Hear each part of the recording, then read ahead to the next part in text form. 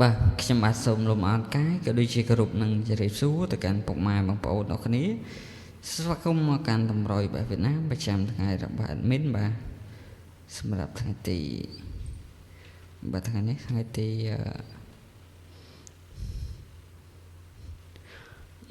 7ខែ8ឆ្នាំ2026តោះ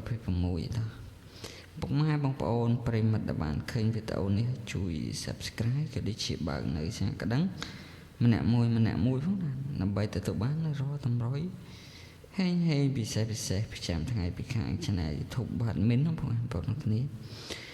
គឺមានតែជួនដល់បងប្អូនយកទៅកំសាន្តលេង free ទេបាទគ្រាន់តែសូមឲ្យបងប្អូនគ្នាជួយចុច like និង Subscribe ក៏ដូចជាបើកនៅសាកដឹងឲ្យ admin តែយើងទៅមើលតម្រុយកាលពីសាមញ្ញបាទថ្ងៃទី6សាមញ្ញអត់មានអោស8ក៏ដូចជាអោស9បាទជាឃើញថាយើងចូលអោស8បាទនៅពហោបាទហោមក83ឲ្យ86 88ដោយអត់មានចំណាំឲ្យពីច្រើនលេខអត់មានមកលេខគូបងប្អូនគ្នា83 88ហ្នឹងបាទចូលបាទបងប្អូនចេះលេខគូចូលហើយបាទអោសខ្ទង់8ក៏ដូចជា88 83បាទលេខគូវាតោះម៉ោង6កន្លះវិញបាទតែសម្រាប់ម៉ោង6កន្លះបងប្អូនយកទៅលេងគឺយើងបានចូលទេណាបងប្អូនគ្នាបាទ8ក៏ចូល9ក៏ចូលបាទចូលបងទាំងពីរតែម្ដងប៉ុន្តែអត់ចូលលេខត្រេងបងប្អូនគ្នាស្ដាយខ្លាំងមែនតើបាទតែអត់មានឲ្យត្រេង86 88សម្រាប់8វាមក89បាទឲ្យ9គត់99មក95ស្ដាយបងប្អូនគ្នាអត់មានស្រឡាញ់99អត់មានអត់ស្រឡាញ់ទេអត់មានស្រឡាញ់ប៉ុន្តែធ្វើម៉េចអត់មានវាយshowអត់មានថាដាក់96បាទ96ភាគច្រើនវាមក69បាទអញ្ចឹងចូលមែនបាទ96 69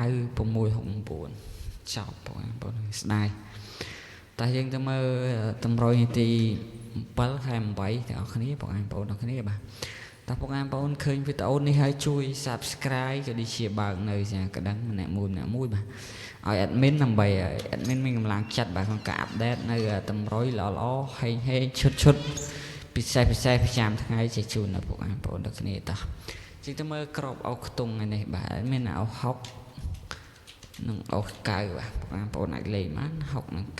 9ហើយត្រេងបាទសម្រាប់6ក៏មាន65 67 9គត់ក៏ដូចជា96តោះចំបើហេងបាទហើយក្របធំគុណនឹងមាន657 908គុណតោះចំបើហេងអរគុណជម្រាបលាបាយ